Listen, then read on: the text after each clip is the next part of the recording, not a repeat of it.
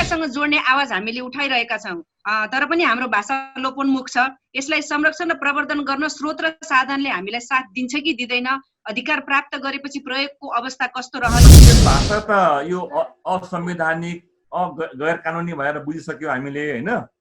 यसको आफ्नै अब क्षमता र योग्यता छ, सम्मान गर्नुपर्ने ठाउँमा सम्मान गर्नुपर्ने हुन्छ।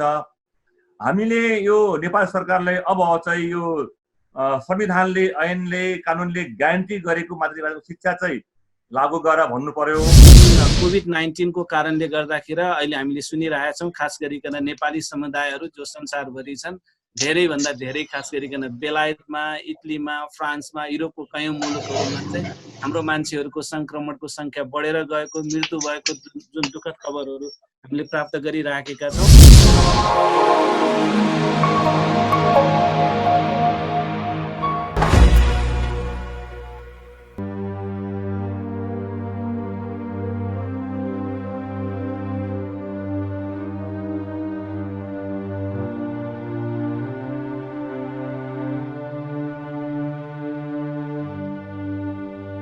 संस्कृत भाषाको लागि उच्च शिक्षाको व्यवस्था नेपाल सरकारले आफ्नो बजेटमा गरेकै अवस्था छ। विद्यालय शिक्षामा पनि साधारण शिक्षा पनि कक्षा 6 देखि छ।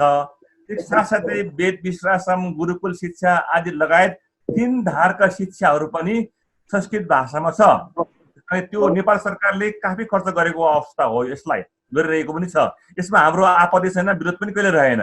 मात्र के हो भने मातृभाषाको ठाउँमा क्लास 1 मा आउँदाखेरि नै त्यो कसैको मातृभाषा नभएको अवस्थाले गर्दाखेरि मातृभाषाको भने के हो भने बोलचालीको घरमा बोल्ने र विद्यालय बोल्ने भाषामा कम्युनिकेसन राम्रो हुन्छ भन्ने हो।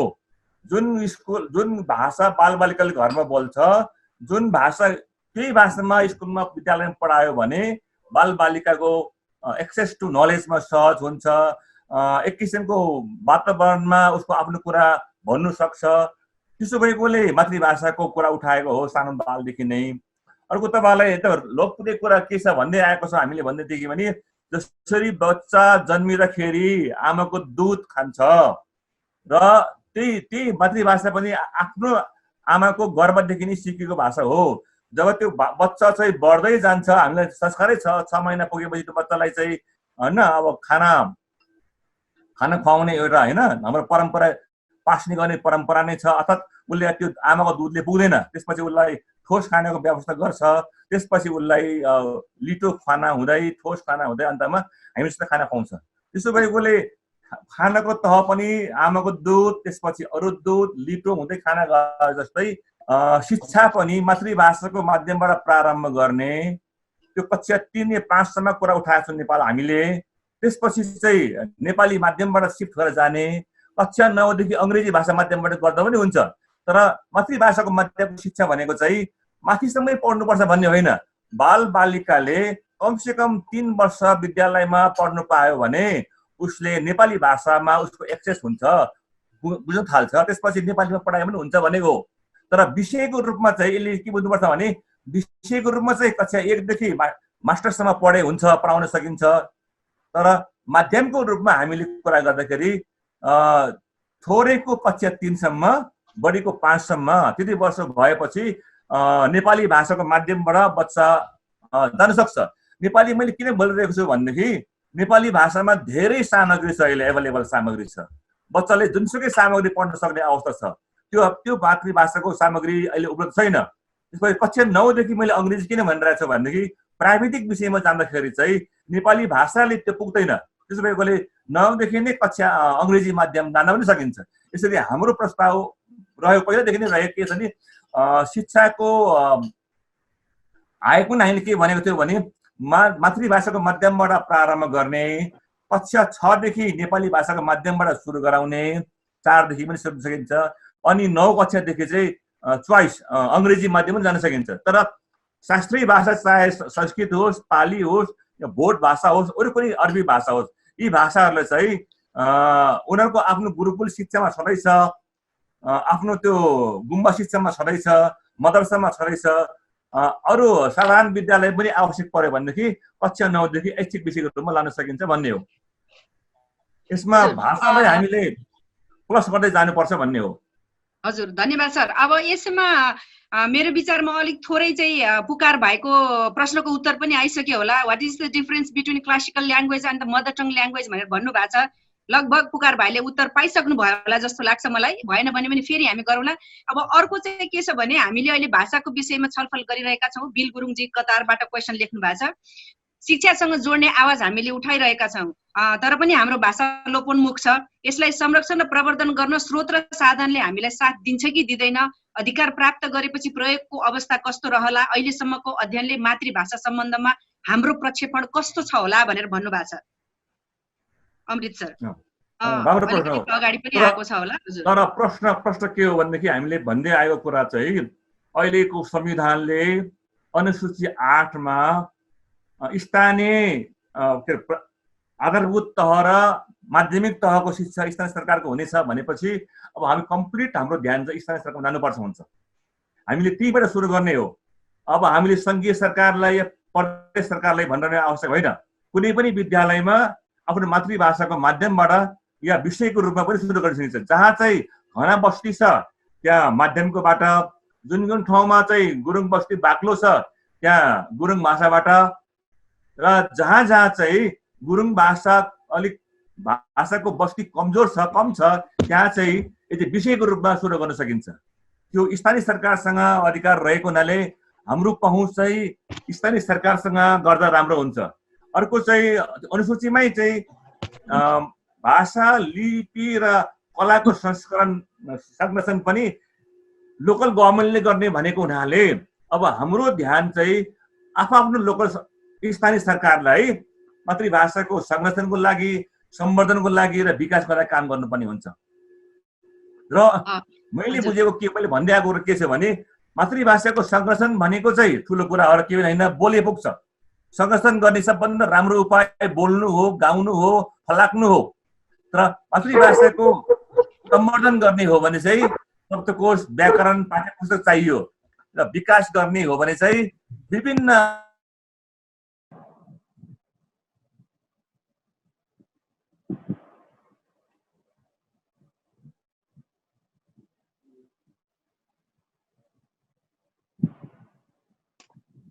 अमृतसरको म्युट भयो श्री दाई। हजुर हजुर अमृतसर, मेरो विचारमा पुरणजीको प्रश्नको उत्तर पनि आयो होला होइन। अब किन यसरी लादियो भन्ने कुरा छ, र अर्को कुरा चाहिँ हामीले कसरी डिफेन्स गर्दा उचित होला भन्ने छ उहाँको प्रश्न। हजुर के मैले अलिक फेरि एकपल्ट दोहोऱ्याउनु पर्ने हो प्रश्न भनेको। अब हामीले अहिले जुन यो संस्कृत भाषा किन लादियो भन्ने कुराको त उत्तर आइसक्यो। अब हामीले यसको बारेमा डिफेन्स गर्दा चाहिँ कसरी गर्दा उचित होला भन्ने छ उहाँले। अब संस्कृत भाषा त यो असंवैधानिक, गैर कानुनी भएर बुझिसक्यो हामीले होइन। यसको आफ्नै अब क्षमता र योग्यता छ। सम्मान गर्नुपर्ने ठाउँमा सम्मान गर्नुपर्ने हुन्छ। हामीले यो नेपाल सरकारले अब चाहिँ यो संविधानले, ऐनले, कानुनले ग्यारेन्टी गरेको मातृभाषाको शिक्षा चाहिँ लागू गरेर भन्नु पर्यो। र संस्कृत भाषालाई जबरजस्त बीचमा घुसाउने यो षड्यन्त्रपूर्वक काम चाहिँ गर्नु हुँदैन भनेर हामीले सरकारलाई को कामलाई वाच पनि गर्नुपर्छ र उहाँहरूलाई सुझाव पनि दिइरहनु पर्ने हुन्छ। ए हजुर। अनि अर्को एकजना डमर सरले लेख्नु भएको छ, संस्कृत शास्त्रीय भाषा हो, प्रश्न छ मातृभाषाहरू पढाउन अहिले सम्भावना हुँदैन भन्ने। शास्त्रीय भाषा अरू पनि छन् नेपालमा। अहिले भोट लामा भाषालाई पनि संस्कृत सँगसँगै पढाउन बजेटको पनि त्यसरी नै व्यवस्था गराइपाउँ भन्दा कसो होला भनेर भन्नुभएको छ। हो, अब यो नेपालमा तीनटा भाषा चाहिँ सरकार शास्त्रीय भाषा हो। सम्बोटामा लेखिएको छ भोट भाषा, संस्कृत भाषा र पाली भाषा। अहिले गुरुकुल शिक्षा मार्फत संस्कृत भाषाको त भइरहेको कुरा पनि अघि उठाइसके। अनि गुम्बा मार्फत चाहिँ भोट भाषाको गइरहेको अवस्था छ। मदरसा मार्फत चाहिँ अरबी भाषाको पठन पाठन भइरहेकै छ सानो कक्षादेखि नै। त्यसो भएको हुनाले शास्त्रीय भाषाको समस्या होइन, तर यी भाषाहरू मातृभाषाको रूपमा प्रयोग गर्न थाल्यो भने चाहिँ समस्या हुन्छ कि बालबालिकाले पुग्दैन। मानिलिउँ अहिले चाहिँ हामी देवनागरीमा नेपाली भाषा पढ्छौँ, नेपाली भाषाको 50 भन्दा बढी सिम्बोलहरू छ। त्यसैगरी अङ्ग्रेजी भाषामा क्लास 1 देखि सुरु गरेको छ, त्यहाँ 26 भाषाको सिम्बोलहरू छ, 26 वटा। त्यसैगरी मातृभाषा पनि आफ्नो भाषाको आफ्नो लिपि छ। अब के अरे गुरुङहरूको आफ्नो लिपि छ, अहिले त्यो लिपिमा 40 भन्दा बढी सिम्बोलहरू होलान्। अब यति सिम्बोल 150 नागिसक्यो, त्यसपछि अब फेरि संस्कृत भाषा र त्यसको सिम्बोलहरू प्रयोग गर्दाखेरि कक्षा 1 को बच्चाले त्यस्तो खालको बोझ चाहिँ बोक्नु सक्दैन, बोक्नु हुँदैन भन्ने नै हो। त्यस कारणले उसले सहज वातावरणमा भाषा सिक्न पाउनुपर्छ। भाषा यो कक्षा 1 मा भाषा सिक्ने नै होइन, भाषाको माध्यमबाट ज्ञान सिक्ने हो। कक्षा 1 देखि 3 सम्म, कक्षा 1 देखि 5 सम्मको भनेको चाहिँ आधारभूत शिक्षा भनेको चाहिँ आफ्नो भाषाको माध्यमबाट ज्ञानमा पहुँच हुने हो। यो लाग्ने कुरा होइन। हामी के भन्छौँ भने मातृभाषा विषयको रूपमा कक्षा 1 पनि हाल्नु हुँदैन भन्छौँ, किनभने बच्चालाई लाग्ने नै होइन भाषा लिपि सानो कक्षामा। उसलाई त एक्सेस टु नलेज, गुरुङ भाषाको माध्यमबाट उसले विज्ञान, गणित, सामाजिक आदि विषयमा उसको पहुँच बढोस्, सजिलोसँग बुझोस् भन्नेको हो हामीले। त्यस कारण हामीले विषयको कुरा गरेको होइनौँ। माध्यम भएपछि विषय पनि सँगसँगै हुन्छ, त्यो बुझ्ने कुरा हो। अङ्ग्रेजी माध्यममा अङ्ग्रेजी विषय पढाइन्छ, नेपाली माध्यममा नेपाली विषय हुन्छ नि। तर हाम्रो चाहना चाहिँ बालबालिकाले ज्ञानको भण्डारमा पहुँच बढाउनको लागि मातृभाषालाई प्रयोग गर्ने भन्ने हो। मातृभाषाको शब्दकोश बनाउने, व्याकरण पढ्ने, मातृभाषाको लिपि पढेर बच्चालाई बोझ बनाउने होइन। त्यसो हो भने बच्चाहरू भाग्छ त्यसपछि। त्यसो भएकोले अहिले हामी चाहिँ मातृभाषाको माध्यमबाट ज्ञानमा पहुँच बढाउनको लागि हाम्रो प्रयास हुनुपर्छ भन्छु र तपाईँहरूले पनि त्यो अनुरोध गर्छौँ। धन्यवाद अमृत सर। उहाँले असाध्यै एकदमै प्रष्टसँग भनिसक्नु भएको छ। यो हाम्रो बाल बच्चाको बाल अधिकारसँग पनि सम्बन्धित छ।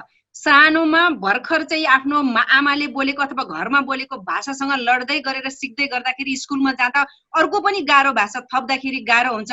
भाषा थुप्रै सिक्नलाई हाम्रो आपत्ति होइन, तर त्यसका पनि विभिन्न तहहरू पार गरेर हामीले पढ्नुपर्छ अथवा पढाउने चाहिँ त्यो अधिकार पाउनुपर्छ भनेर अमृत सरले एकदमै राम्रोसँग प्रश्न पारिसक्नु भएको छ।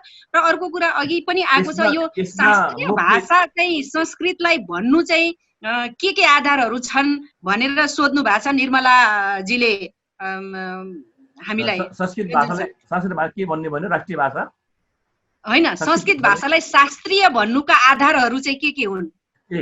शास्त्रीय भने के हो भने कि प्राचीन भाषा हो, पुरानो भाषा। अब त्यो भाषा पुरानो भाषामा के हुन्छ भने प्राय गरी भने त्यहाँ धेरै कुरा लेखेको हुन्छ, त्यति बेलाको ज्ञान विज्ञानहरू लेखेको हुन्छन्। आजको हामी जो अहिले यो 21st सेन्चुरीमा छौँ, यो सेन्चुरीको चाहिँ 28th सेन्चुरीमा के हुन्छ भनेदेखि यस्तै यस्तो प्रविधि आइसकेको छ भनेर त अहिलेको कुरा लेख्ने हो नि। अहिले हाम्रो भिजुअल चाहिँ 300 वर्ष पछाडि हेऱ्यो भने के होला त? त्यति बेला नै झुम आइसकेको छ भन्ने बुझ्ने हो नि त। त्यो 100 ईसा सम्वतको वरिपरि चाहिँ भएको ज्ञान गुणका कुराहरू संस्कृत भाषा लिखित भाषा विद्वानहरूको भाषा भएको हुनाले त्यहाँ चाहिँ ज्ञानको अथाह भण्डार छ। त्यति बेलाको पूर्वजहरूले सृजना गरेको आर्जन गरेको ज्ञान, सिप, कला, त्यो कुराहरू त्यहाँ हुने भएकोले चाहे संस्कृत मात्रै होइन पालीमा त्यत्तिकै छ। पाली बुद्धको भावना, बुद्धको विचारलाई बुझ्ने हो भने पाली बुझ्नु आवश्यक छ। बुद्धको वचनलाई यथार्थ रूपमा बुझ्नुको लागि अनुवादबाट होइन। त्यसो भएको हुनाले पाली पढ्नु पर्ने हुन्छ। त्यसैले प्राचीन भाषा नै शास्त्रीय भाषा हुन्छ, क्लासिकल ल्याङ्ग्वेज हुन्छ। क्लासिकल ल्याङ्ग्वेज त्यो ज्ञानको लागि पढ्नुपर्ने हुन्छ। भाषाको अलिकति यहाँ तपाईँले प्रश्न पारिदियो, भाषाको उमेर प्राय 500 वर्ष मात्रै हुन्छ, धेरै होइन। अहिले हामीले बोलिरहेको भाषा पनि 500 कै हो।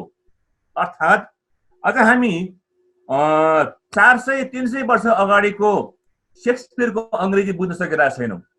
त्यसले बुझ्नु पर्यो भने के गर्छ भनेदेखि हामीले ओल्ड इङ्ग्लिस भनेर छुट्टै मास्टर्समा पढ्नुपर्ने हुन्छ। त्यसै गरी नेपाली भाषामा 200 वर्षको कथा हो, भानुभक्तको रामायणको बुझ्न हामीले गाह्रो छ। त्यसले के बुझाउँछ भने यो अहिले कम्युनिकेटिङ ल्याङ्ग्वेजको उमेर चाहिँ प्राय 400-500 वर्ष मात्रै हुन्छ। त्यसो भएको हुनाले प्राचीन भाषामा त्यति बेला कस्तो ज्ञान रहेछ भनेर ज्ञान बुझ्नु एउटा महत्त्वपूर्ण पाठ हो।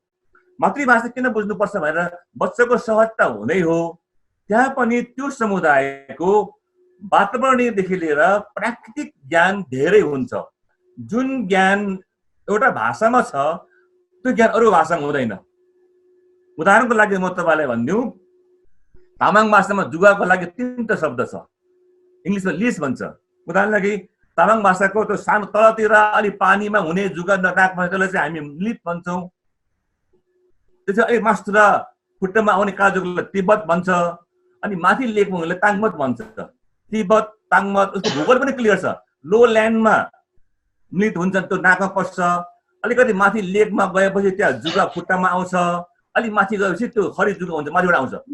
यो ज्ञान चाहिँ अब नेपालीमा भन्दाखेरि जुगा मात्रै भयो।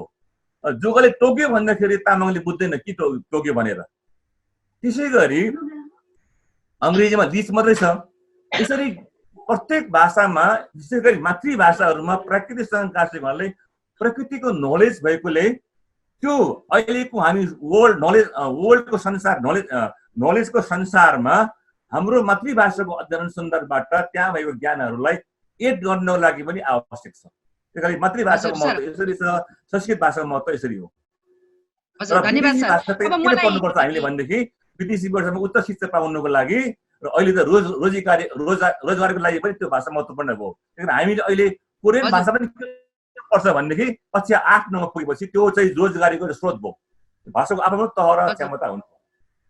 हजुर अमृत सर, अब हाम्रो रुखजीले लेख्नु भएको छ, हिजो नेपाली पढाउने नाममा खस नेपाली भाषा बोल्ने हजारौंलाई जागिर दियो। मूलत राजदरबार वरिपरि घुम्नेलाई इङ्गेज गराउने संस्कृत विश्वविद्यालय खोलियो, त्यहाँ पनि संस्कृत वरिपरि काम गर्नेले काम पाए। फेरि संस्कृत पढाउन थालियो भने हजारौं संस्कृत जान्नेले जागिर पाउने हो भन्ने जस्तो आशय बुझिन्छ रुखजीको। र यसैसँग अर्को म के जोड्छु भने बहुभाषी भएको समुदाय र सहरहरूमा कसरी संस्कार सहितको मातृभाषा पठन पाठन गर्न सकिन्छ होला, र शिक्षक सेवा आयोगको मातृभाषा शिक्षक दरबन्दी कसरी व्यवस्था गर्न सकिन्छ भनेर विष्णु गुरुङजीको पनि प्रश्न छ सर। पहिलो प्रश्नको चाहिँ यो मनोवैज्ञानिक प्रश्न हो। हामी सबै थाहा छ 60 सालको परिवर्तनपछि को पहिलो संसदले संस्कृत भाषामा शास्त्री पढ्नेहरूलाई, बिए पढ्नेहरूलाई चाहिँ स्वसराको व्यवस्था गरिसकेपछि शास्त्री पढ्नेहरू पनि, संस्कृतमा पढ्नेहरू पनि सिडिओ एलडिओ बनेको हामीलाई कथा थाहा छ रहेछ, लुकेको छैन। अनि उहाँहरूको कन्ट्रिब्युट पनि हामी बुझ्दैनौँ। त्यस कारणले उनीहरूको मनासाय के हो थाहा छैन। तर कक्षा 1 देखि नै लागू गर्नुपर्छ भनेको चाहिँ यो 1 नम्बर मात्रै शिक्षाको विधि विधान र नीति नबुझेको ठहरिन्छ। त्यो शिक्षा नपढिकन शिक्षा विभागमा शिक्षा मन्त्रालयमा काम नपाउने भएकोले शिक्षा बुझेन भन्ने सकिँदैन उनीहरूले। त्यहाँ समथिङ रहस्य छ हाम्रो विचारमा छ। यो भाषालाई कक्षा 1 देखि लागू गर्न चाहनेको लागि अहिले ऐच्छिक हुँदै क्रमशः यो अनिवार्य गराउन लागि अहिले नै सूचनामा के भनेको छ भने मातृभाषामा सम्भव भएन भने भन्छ ऊ। त्यसो भयो भने त्यसपछि स्थानीय विषय पढाउने, स्थानीय विषय पनि सम्भव भएन भने दुवै सम्भव नभएमा संस्कृत भाषा भन्ने बित्तिकै यहाँ समथिङ कालो त देखिन्छ नै। तर अहिले नै हामी भन्न सक्ने अवस्था छैन। तर हामी अड्कल चाहिँ गराउन सक्छौँ यसले के गर्न खोज्दैछ भनेर।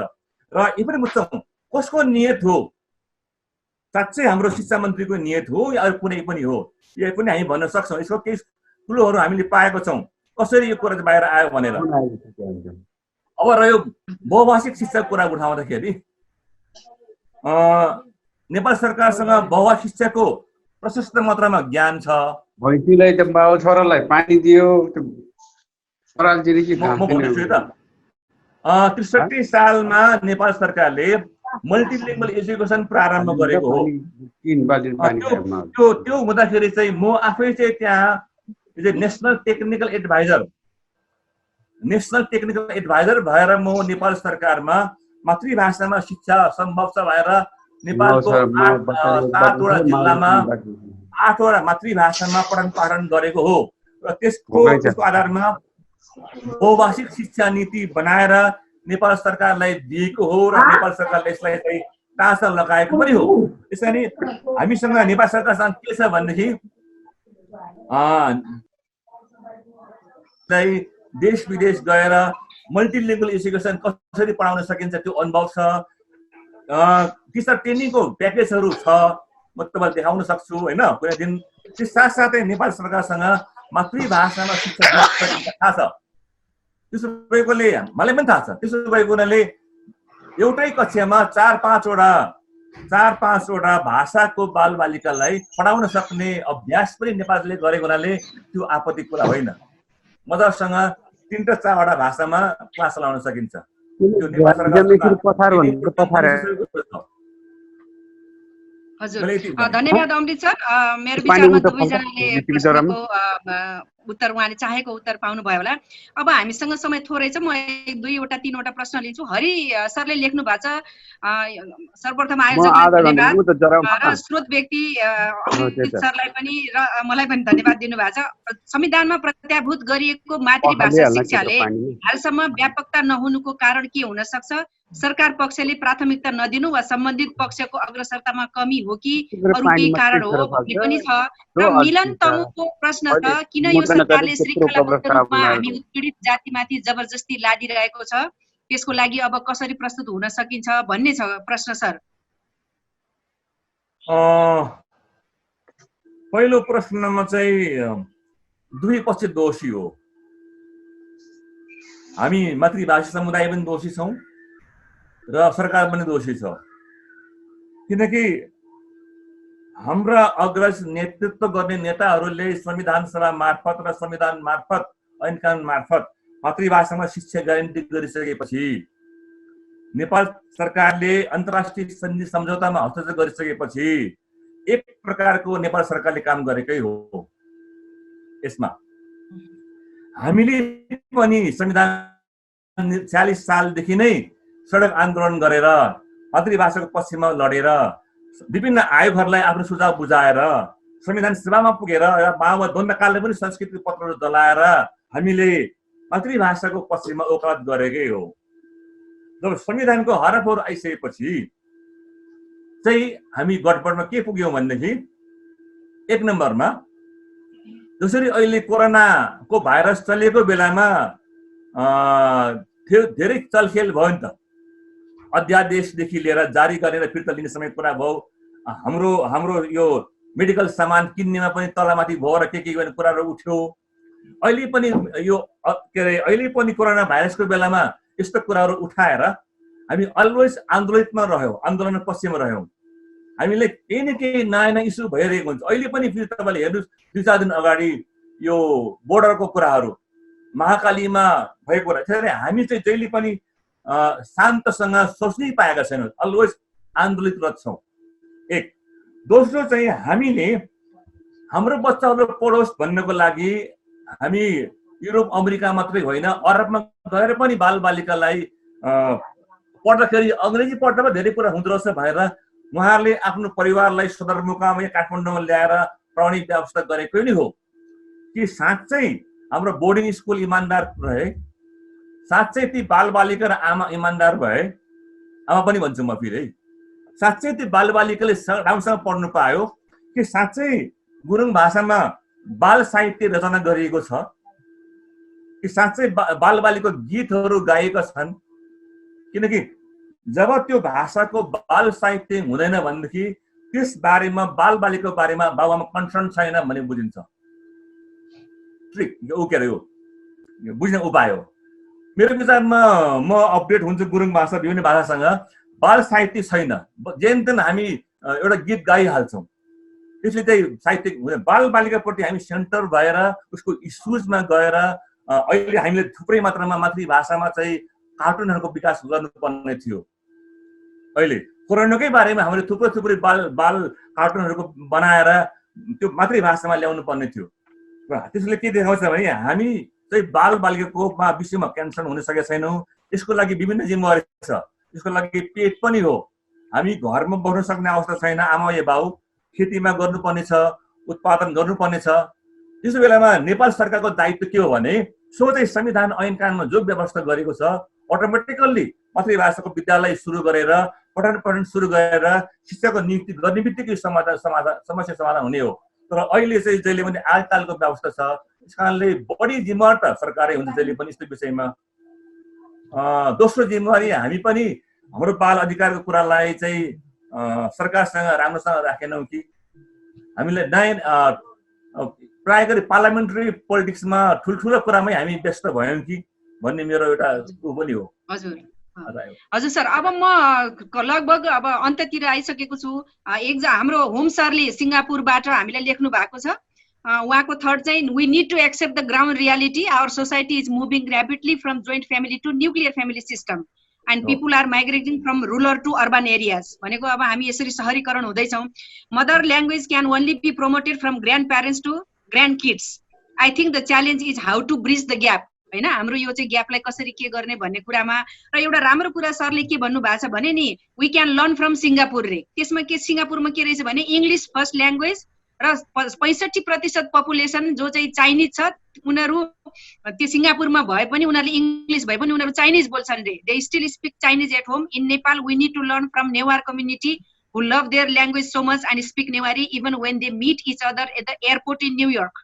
Need to find out the practical ways to transfer our mother language from generation to generation, and we can learn from any village. Sikles in Kaski village and surrounding Gurung villages in Kaski, Lamjung, Parbat, Syangja. Much appreciated for the discussion भनेर home सरले भन्नु भएको छ। यहाँहरू सबैजनालाई म फेरि पनि एकदमै धेरै धेरै धन्यवाद दिन चाहन्छु। र हाम्रो आजका भाषा विज्ञानको क्षेत्रमा अत्यन्त दखल राख्ने हाम्रा आली, तामाङ भाषामा पनि दाइलाई आली नै भनिन्छ, आलीलाई अब धेरै धेरै लानान थुजुछे धन्यवाद।